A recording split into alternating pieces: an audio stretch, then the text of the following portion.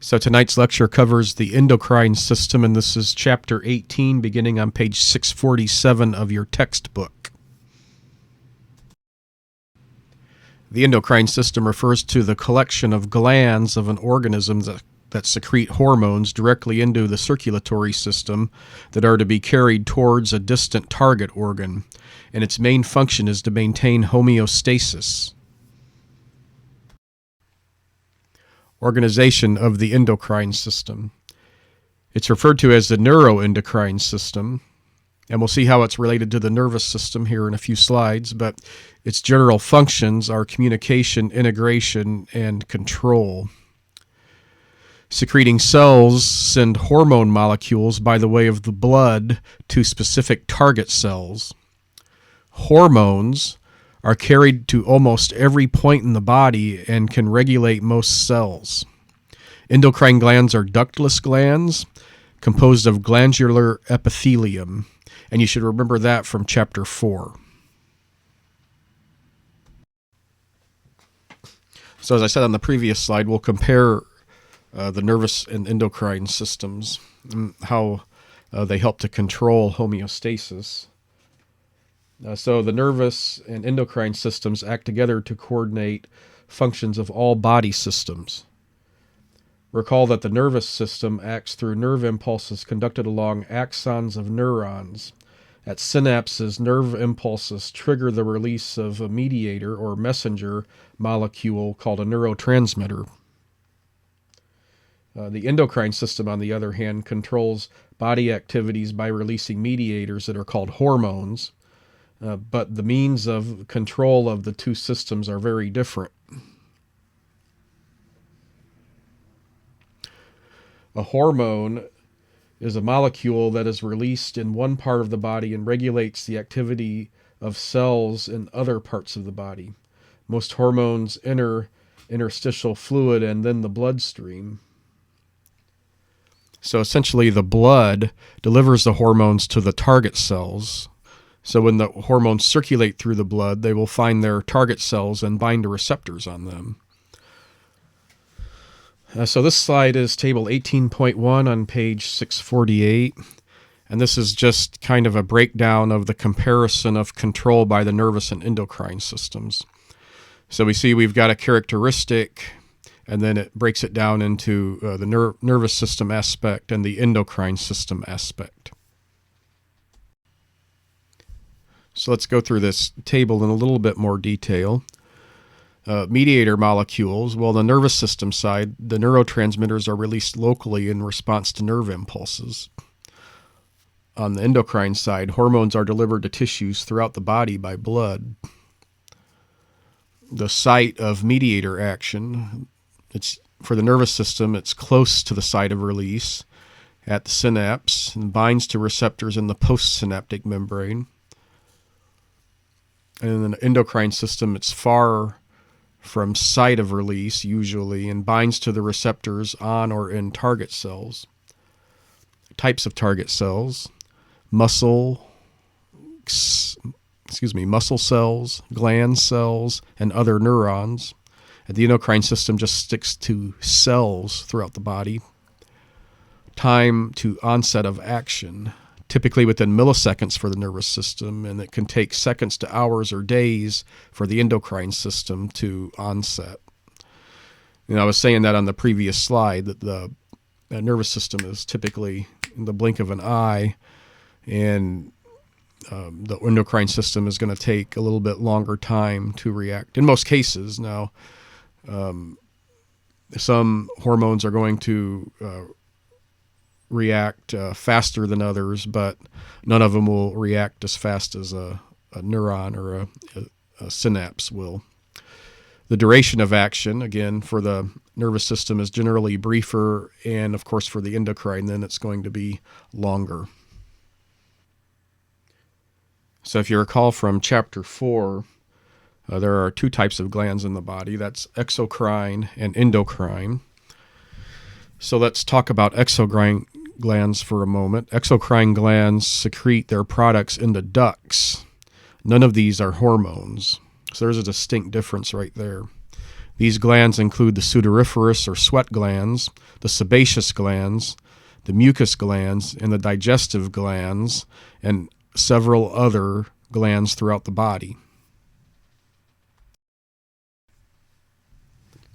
On the other hand, endocrine glands secrete hormones. They do not have ducts and secrete their hormones directly into the interstitial fluid that surrounds them. The hormones then diffuse into the bloodstream through capillaries and are carried to target cells throughout the body.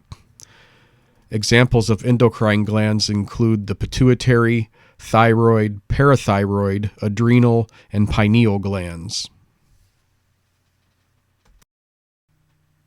It should also be noted that certain organs and tissues that are not part of the endocrine system also secrete hormones. These include the hypothalamus, the thymus, the pancreas, the ovaries, the testes, the kidneys, the stomach, the liver, the small intestine, the skin, the heart, adipose tissue, and the placenta.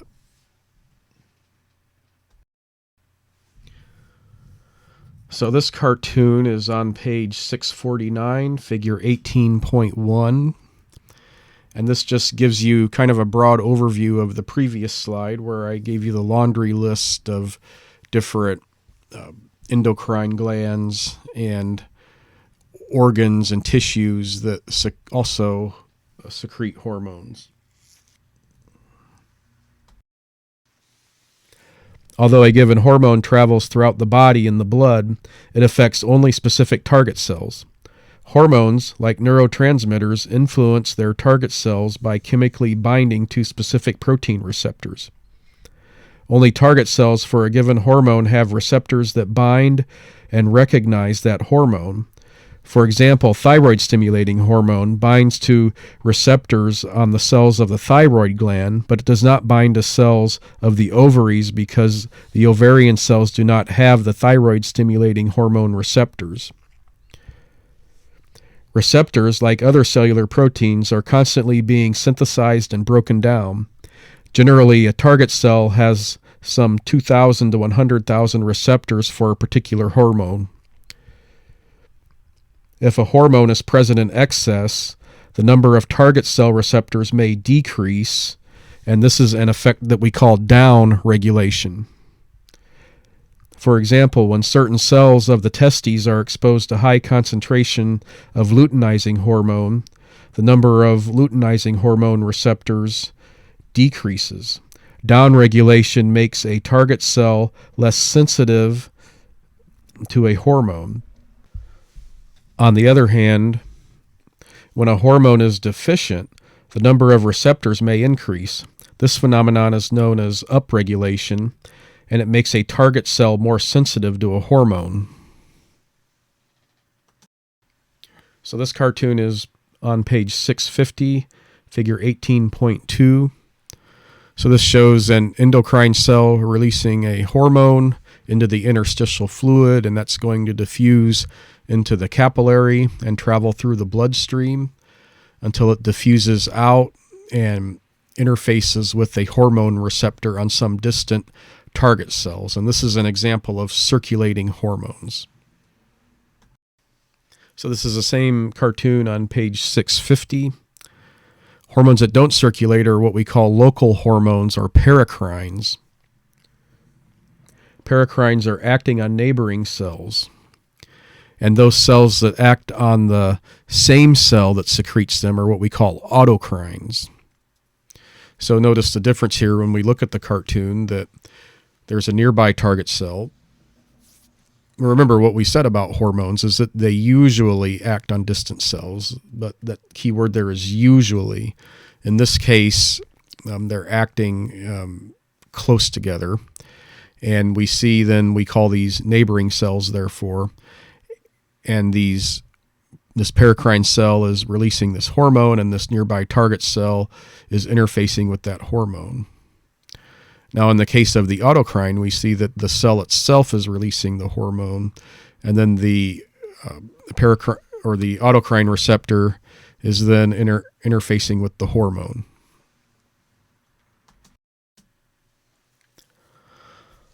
So, chemically speaking, hormones can be divided into two broad classifications.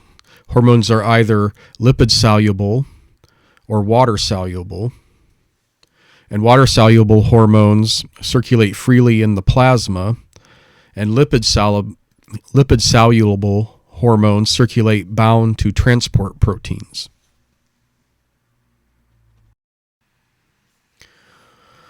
So the general principles of hormone action. Hormones signal a cell by binding to the target cell's specific receptors in a quote-unquote lock and key mechanism.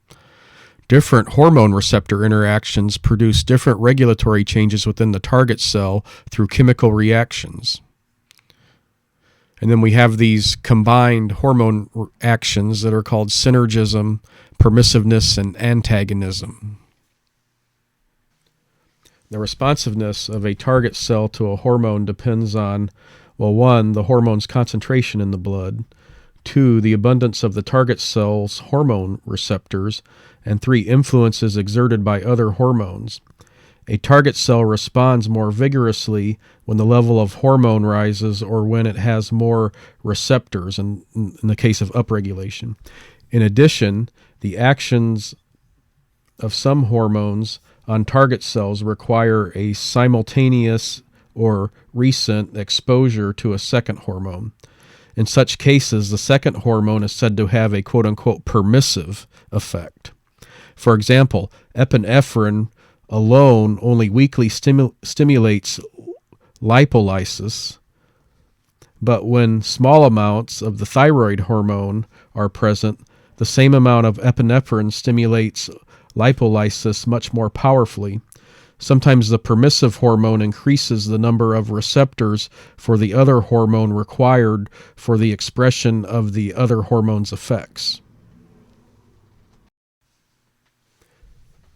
When the effect of two hormones acting together is greater than the sum of their individual effects, two hormones are said to have a synergistic effect. For example, both glucagon and epinephrine increase the blood glucose concentration by stimulating the breakdown of glycogen in liver cells. When both hormones are present, the increase in blood glucose concentration is greater than the sum of the individual hormone responses. Synergistic effects are thought to occur because hormones activate pathways that lead to the formation of the same types of second messengers, thereby amplifying their cellular response. And finally, when one hormone opposes the actions of another hormone, the two hormones are said to have an antagonistic effect. An example of a pair of hormones with an antagonistic effect is insulin and glucagon. Insulin promotes the synthesis of glycogen by the liver cell, and glucagon stimulates the breakdown of glycogen by the liver cell. Antagonistic effects occur because the hormones activate pathways that cause the opposite cellular responses, or one hormone decreases the number of receptors, downregulation, for the other hormone. So types of hormones, there's tropic hormones, sex hormones, anabolic hormones, steroid hormones, and non-steroid hormones. Non-steroid hormones are synthesized primarily from amino acids. So this is table 18.2 on page 652. And this is just a summary of hormones by chemical class. I'll let you go through this on your own time.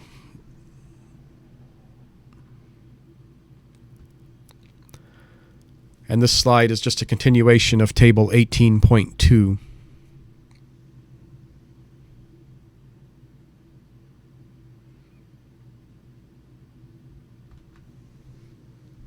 So the mechanisms of steroid hormone action. Steroid hormones are lipid-soluble, and their receptors are normally found in the target cell's cytosol. After a steroid hormone molecule has diffused into the target cell, it binds to a receptor molecule to form a hormone receptor complex.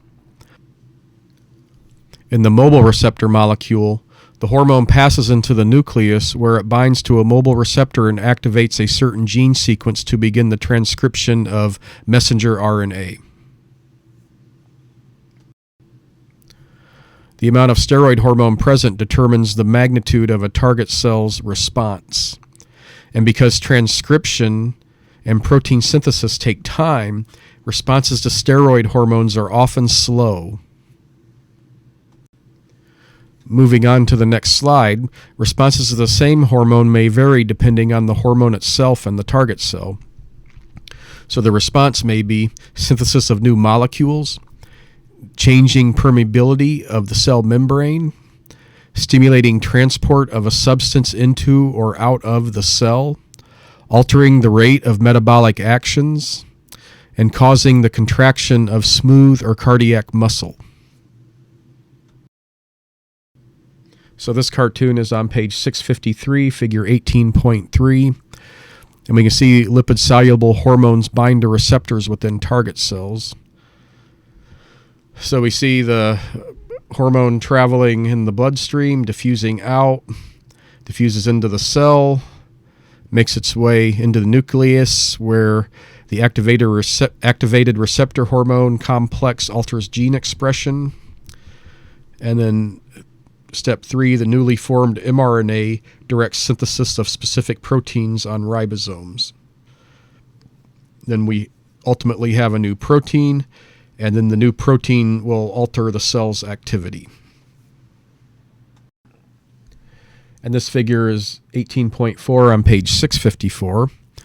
And so water-soluble hormones bind to the receptors on the exterior surface of the target cell. So let's see what happens here. We see the hormone in the blood diffusing out. Binding of the hormone to its receptor activates a G protein, which activates adenylate cyclase.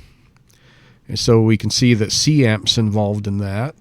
And the activated adenylate cyclase converts ATP to cAMP. Number 3, cAMP serves as a second messenger to activate protein kinases. The activated protein kinase then phosphorylates cellular proteins. And then millions of phosphorylated proteins cause reactions that produce physiological responses. So how a target cell responds to a hormone is based on the hormone's concentration in the blood, the number of hormone receptors on the target cell, influences exerted by other hormones. Some hormones work more effectively when a second hormone is present to assist them. Remember the synergistic effect. And then some hormones oppose the action of others. Remember the antagonistic effect. Control of hormone secretion. Hormones are secreted in short bursts when needed, and secretion is regulated by signals from the nervous system, chemical changes in the blood, and other hormones.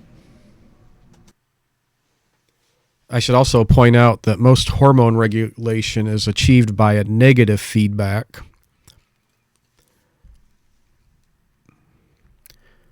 And then there are a few hormones that operate via positive feedback. Moving on to the next slide, the hypothalamus and pituitary gland work together to control other endocrine glands. They are connected by the infundibulum. So the hypothalamus regulates the activity of the nervous and endocrine systems. It secretes regulatory hormones that control the anterior pituitary gland. It also releases hormones at the posterior pituitary gland, and it exerts direct neural control over the endocrine cells at the adrenal medulla. The hypothalamus is a section of the brain, and it regulates body temperature, thirst, hunger, sleep, circadian rhythms, moods, sex drive, and the release of other hormones in the body. It secretes regulatory hormones to control the pituitary gland. It also produces ADH and oxytocin, and then it controls the endocrine action of the adrenal glands via its autonomic centers. The hypothalamus and the pituitary gland. The anterior lobe makes up 75% of the weight of the pituitary gland and secretes 7 hormones. On the other hand, the posterior lobe is made of neural tissue and releases 2 hormones made by the hypothalamus. The hypothalamus secretes releasing and inhibiting hormones that control the release of hormones by the pituitary gland. They reach the pituitary gland via the hypophyseal portal system. So this cartoon appears on page 656, figure 18.5. And this shows how the hypothalamus and the pituitary are connected together. And this table is on page 658, table 18.3. But this just goes through the hormones of the anterior pituitary. So remember, we said that there's 7 of those, and they are produced by 5 different cell types. So I'll let you go through this on your own time.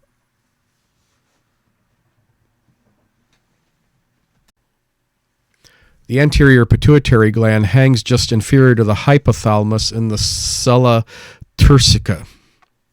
It regulates other glands.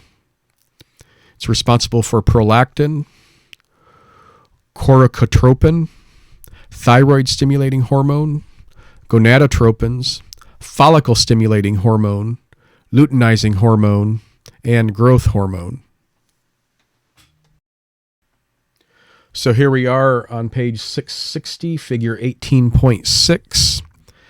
And as I had mentioned before, that most hormones are a negative feedback loop. So negative feedback loops control the secretion of tyrotrophs, gonadotrophs, and corticotrophs.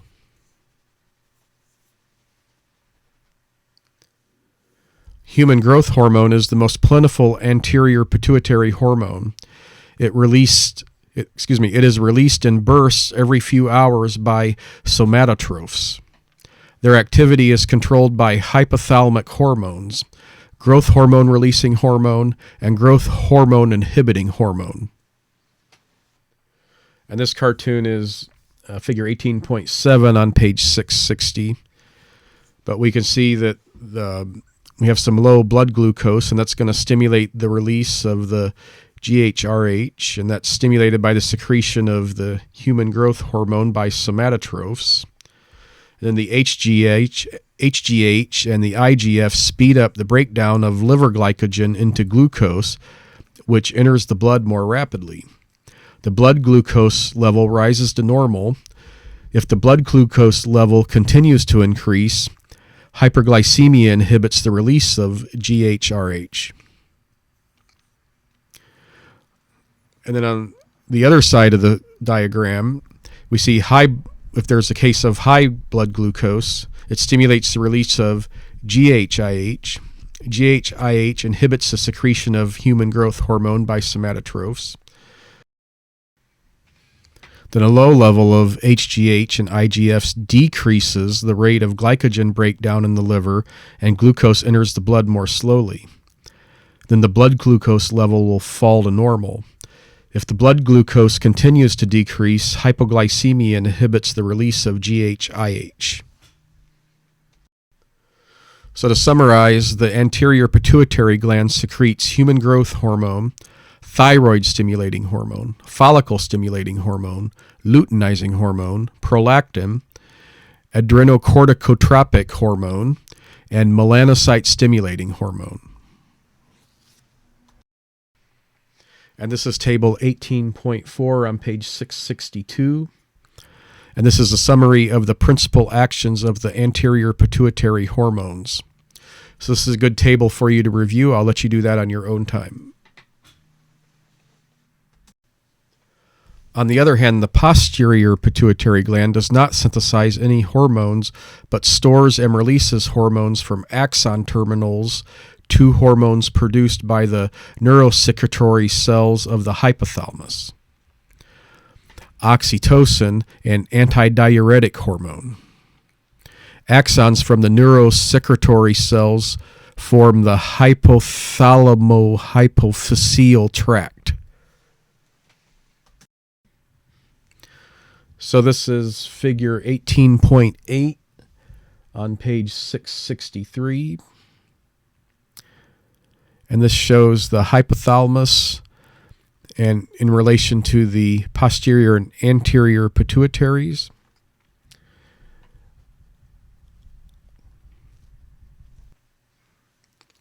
The amount of antidiuretic hormone secreted varies with the blood osmotic pressure. Its function is to decrease urine output. Osmoreceptors in the hypothalamus monitor blood osmotic pressure. An increase in blood volume causes a decrease in ADH secretion, and a decrease in blood volume causes an increase in ADH secretion. So this is figure 18.8 on page 664, and this just kind of visualizes what we were talking about on the previous slide.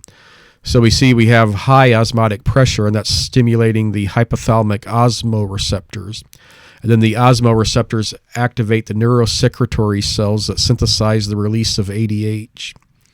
Nerve impulses liberate ADH from axon terminals in the posterior pituitary into the bloodstream. And you can see it goes to these various target tissues. On the other hand, low osmotic pressure inhibits the hypothalamic osmoreceptors, and this inhibition of osmoreceptors reduces or stops the ADH secretion.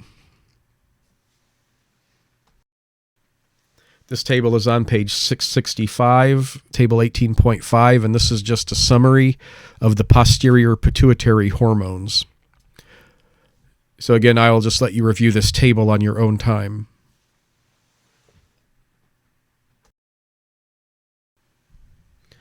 The thyroid gland is a butterfly-shaped gland located just inferior to the larynx. It has two lobes united by the isthmus. It secretes T3 and T4, and it has a huge impact on metabolism. It elevates oxygen and energy consumption. It increases heart rates and blood pressure. It increases sensitivity to sympathetic stimulation. It stimulates red blood cell formation, and it accelerates bone mineral turnovers. So this picture is on page 666, figure 18.9. The thyroid gland is a butterfly-shaped gland located inferior to the larynx and anterior to the trachea. It has right and left lateral lobes connected by an isthmus. Some glands also have a pyramidal lobe projecting from the isthmus. Thyroid gland continue. Follicular cells are stimulated by thyroid-stimulating hormone to produce thyroxine and triiodothyronine, known as thyroid hormones. Parafollicular cells produce the hormone calcitonin and help regulate calcium homeostasis. Well, this cartoon is also from page 666, figure 18.9, and here we just see how the thyroid hormone looks anatomically. And then there in the lower left, we have a light microscope image of thyroid follicles. And this cartoon shown here is on page 667, figure 18.10. And it shows that T3 and T4 are synthesized and secreted in an 8-step process.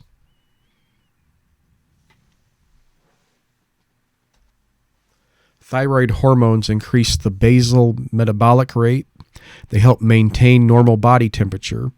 They stimulate protein synthesis. They increase the use of glucose and fatty acids for ATP production.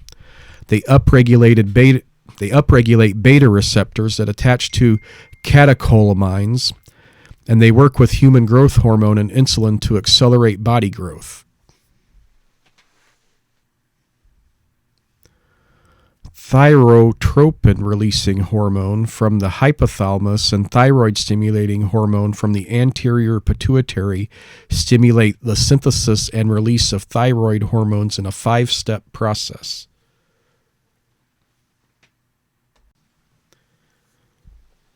So this is figure 18.11 on page 668. Notice we have a nice negative feedback loop here in 5 steps. So we see that the low blood levels of the T3 and T4, or low metabolic rate, stimulates the release of the TRH. The TRH is carried by the hypophyseal portal veins to the anterior pituitary. This stimulates the release of TSH by thyrotrophs. TSH released into the blood stimulates the thyroid follicular cells, and the T3 and T4 is released into the blood by the follicular cells. Then the elevated T3 inhibits the release of TRH and TSH, and this creates our negative feedback loop.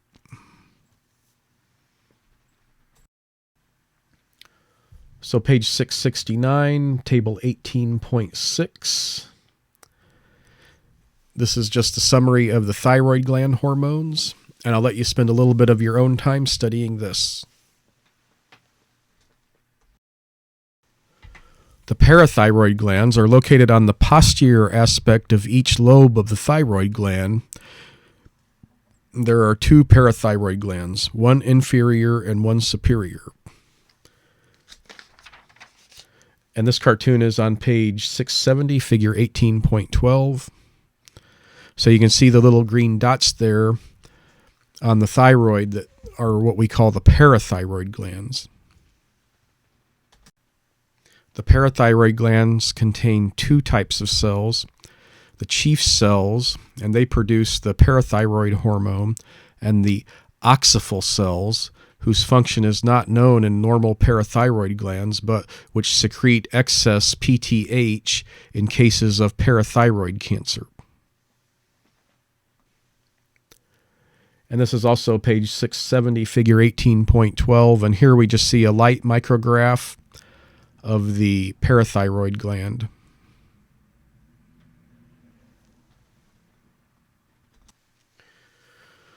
So this slide is a variation of figure 18.13 on page 671, but it shows that calcitonin, which is produced by the thyroid gland, works in conjunction with the parathyroid hormone and calcitrol to regulate calcium homeostasis. And here's just table 18.7 on page 672 summarizing the parathyroid gland hormone. So please review this at your own time. Moving on to the adrenal glands, this is figure 18.14 on page 673. The adrenal glands are located on the top of each kidney.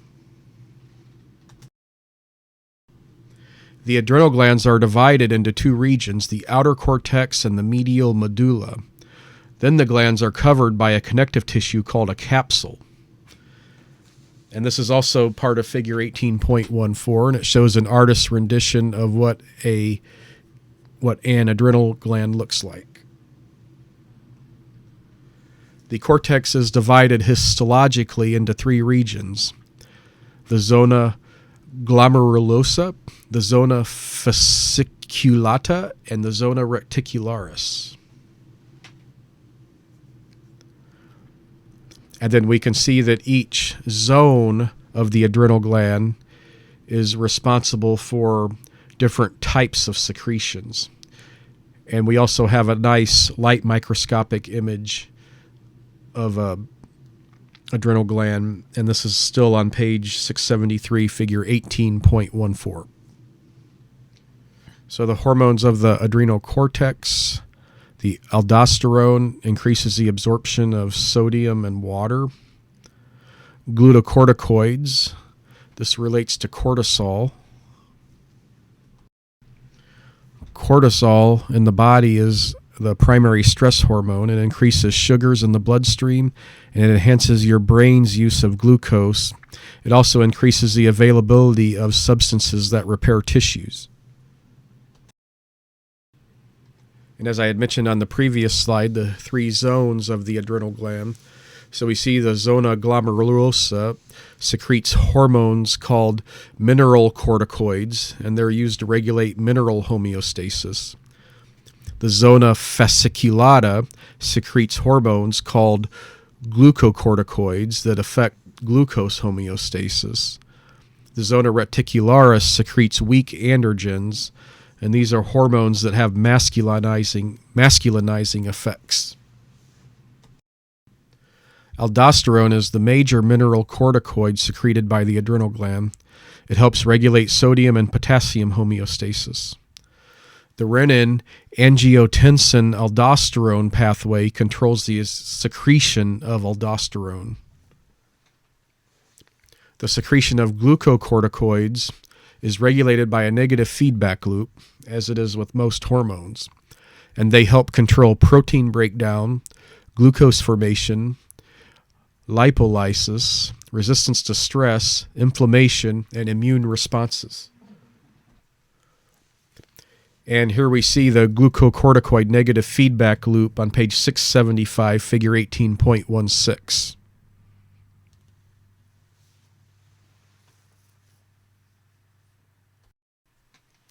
The major androgen secreted by the adrenal cortex is DHEA. In males, after puberty, the hormone testosterone is secreted in much larger quantities, so DHEA has virtually no effect. However, in females, DHEA and other adrenal androgens play a major role in promoting libido and are converted into estrogens. In menopausal women, all female estrogens come from adrenal androgens. And these are the hormones related to the adrenal medulla: epinephrine or adrenaline, norepinephrine, noradrenaline, and both of these increase cardiac activity, they increase blood pressure, they increase glycogen breakdown, or I should say they promote glycogen breakdown, and they increase blood sugar level, and all pertain to sympathetic activation. The adrenal medulla is stimulated by sympathetic preganglionic neurons of the autonomic nervous system. Chromaffin cells secrete epinephrine and norepinephrine, both of which are involved in the fight or flight response.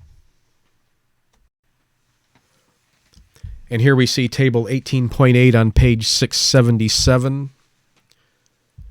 So again, I'll let you review these tables on your own time, and they're a very good source for me to pull quiz and exam questions from. And this particular table here on 18.8 summarizes the adrenal gland hormones. Pancreatic isolates. So the interesting thing about the pancreas, it's both an endocrine and exocrine gland, and it's located in the curve of the duodenum. So we'll talk about the duodenum when we get to the digestive system. So the exocrine part of the pancreas, which is most of the organ, deals with the digestive processes. On the other hand, the endocrine pancreas, we call that the isolates of Langerhans. And that's just a group of pancreatic cells that secrete insulin and glucagon. Almost all of the exocrine cells of the pancreas are arranged in clusters called acini. These produce digestive enzymes that are delivered to the gastrointestinal tract through ducts. And scattered among the acini are clusters of endocrine tissue called pancreatic isolates. So if you turn your book to page 678 and look at figure 18.17, we'll see these light micrograph images of the pancreatic isolate and the surrounding acini. And then we also have a cartoon of the pancreatic isolate and the surrounding acini. So there's a nice contrast there for you to study. So in this next slide, we see the four different types of cells in the pancreatic isolates that secrete different hormones. So we have A cells or alpha cells, which secrete the glucagon. We see the beta cells, the B cells, which secrete insulin. The D cells, or the delta cells, which secrete the somatostatin.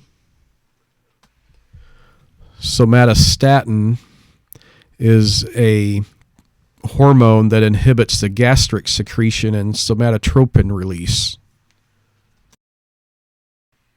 And then we've got the F cells, and they secrete the pancreatic polypeptide.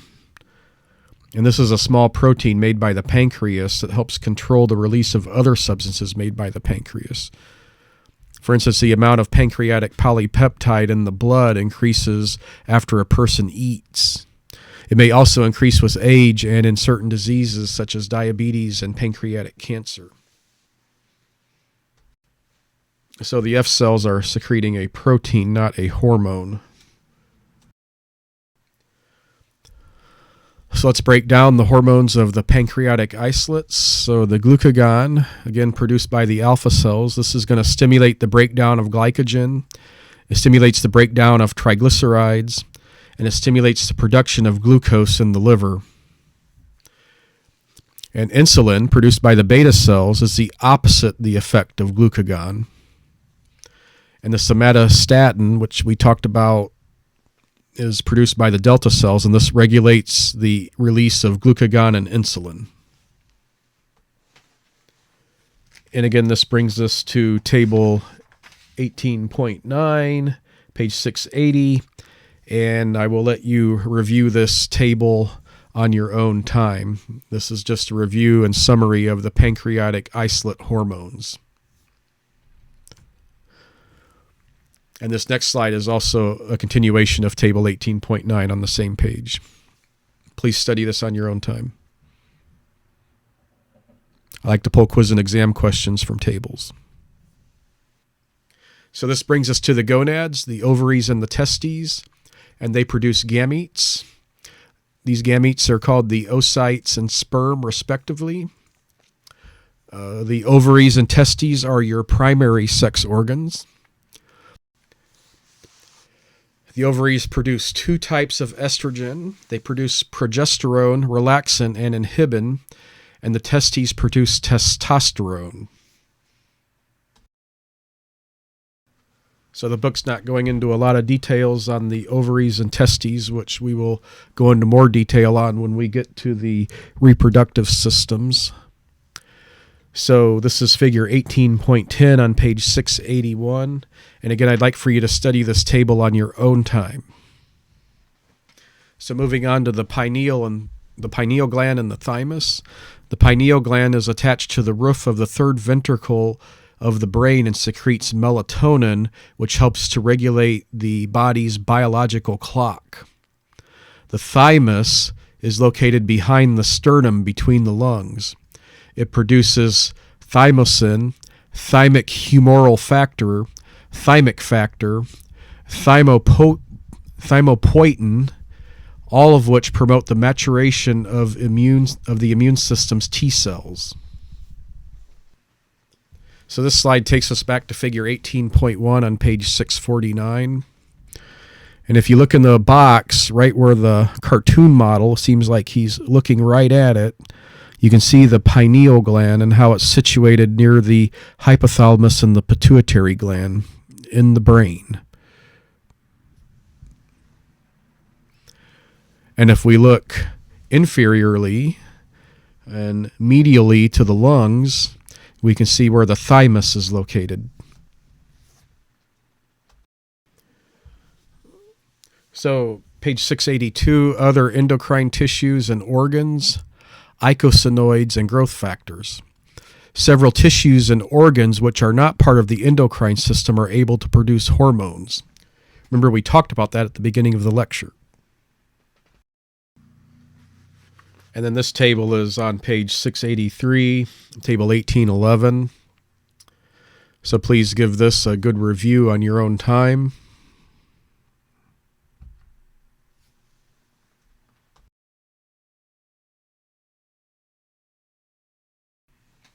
So eicosanoids are derived from the 20-carbon fatty acid arachidonic acid, and they are locally acting hormones. Also, certain hormones stimulate the cell growth and division. Several newly discovered hormones called growth factors are involved in tissue development, growth, and repair. The stress response. It is impossible to remove all of the stress from our everyday lives. Some stress, called like eustress, is helpful. Some everyday stress will prepare us to meet our daily challenges. However, distress, and this is a typo on the PowerPoint, it should be distress, is any type of harmful stress that may be damaging. The fight or flight response, the first stage of stress response, stimulate the body's resources to prepare for immediate activity. And also the resistance reaction is the second stage in the stress response, and this lasts longer than the fight or flight response. So here we see a cartoon of the stress response, and this is figure 18.19 on page 685.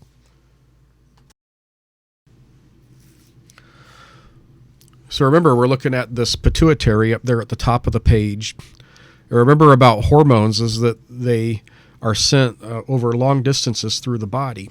So you can see where these various hormones are going to act upon different organs or glands, and those are going to create different responses to stress.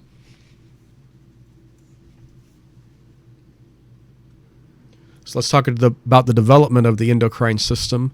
Glands of the endocrine system develop from all three primary germ layers. And those three primary germ layers are the ectoderm, the mesoderm, and the endoderm.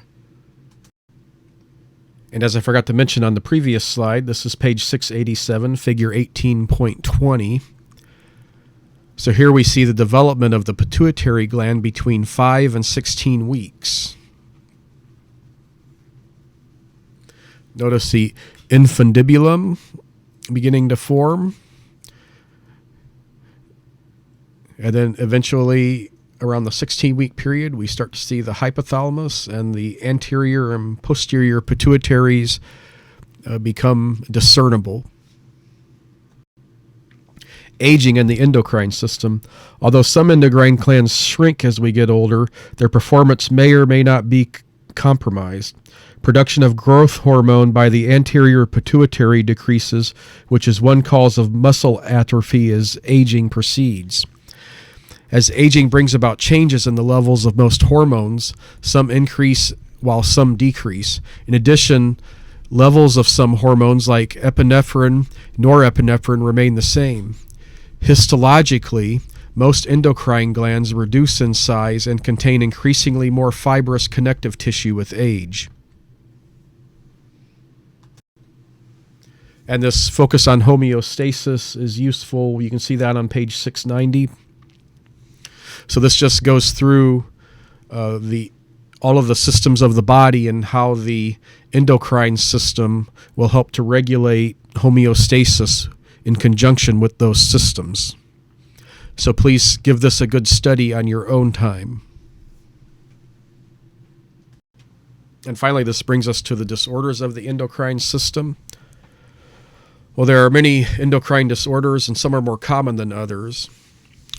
One is pituitary giantism and acromegaly, and these are caused by excess secretion of growth hormone. Goiter is caused by a reduction in the production of thyroid hormone. Graves' disease develops due to excess thyroid hormone. And Cushing's syndrome is caused by excess secretion of glucocorticoids. And if we look at this next slide, we see some photographs of people who have some of these disorders.